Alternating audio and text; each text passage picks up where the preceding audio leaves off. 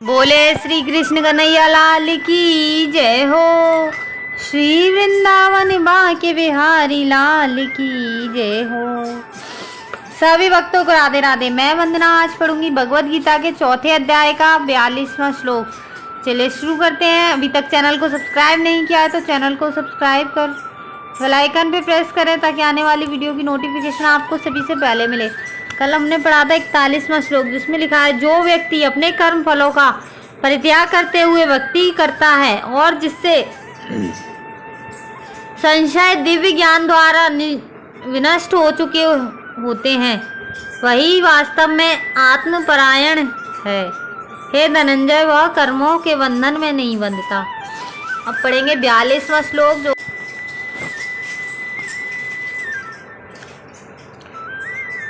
तस्मादज्ञान संभूतः हितस्यर्थं ज्ञानंसिनात्मना चित्त्वैनं संशयं योगमातिष्ठोश्चित्तिष्ठ भारता। अतएव तुम्हारे हृदय में अज्ञान के कारण जो संशय उठे हैं उन्हें ज्ञान रूपी शास्त्र से काट डालो। हे भारत, तुम योग से समन्वित होकर खड़े हो और युद्ध करो।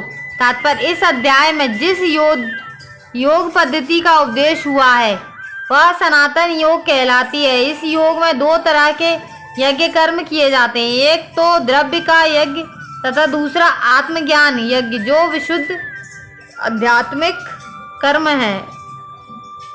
यदि आत्म साक्षात्कार के लिए द्रव्य यज्ञ नहीं किया जाता तो ऐसा यज्ञ भौतिक बन जाता है, किंतु जब कोई आध्यात्मिक उद्देश्य या भक्ति से ऐसा यज्ञ करता है तो वह पूर्ण यज्ञ होता है। आध्यात्मिक क्रियाएं भी दो प्रकार की होती हैं, आत्मबोध तथा श्री भगवान विषयक सत्य।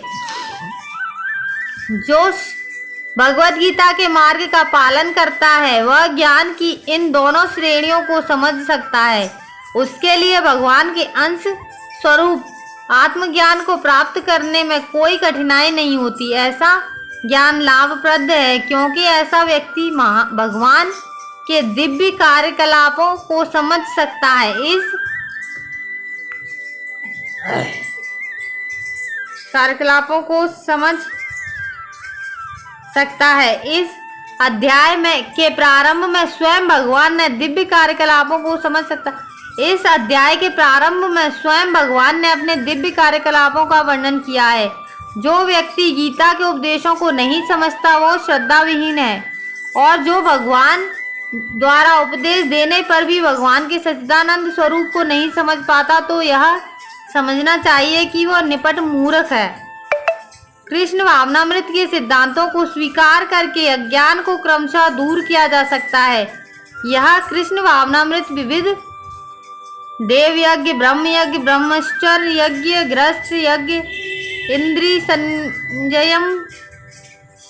संयम यज्ञ, योग साधना यज्ञ, तपस्या यज्ञ, द्रव्य यज्ञ, स्वाध्याय यज्ञ तथा वर्णाश्रम में भाग लेकर जागृत किया जा सकता है। ये सब यज्ञ कहलाते हैं और ये सब नियमित कर्म पर आधारित हैं, किंतु इन सब कार्यकलापों के भीतर सबसे महत्वपूर्ण कारक आत्म साक्षात्कार है।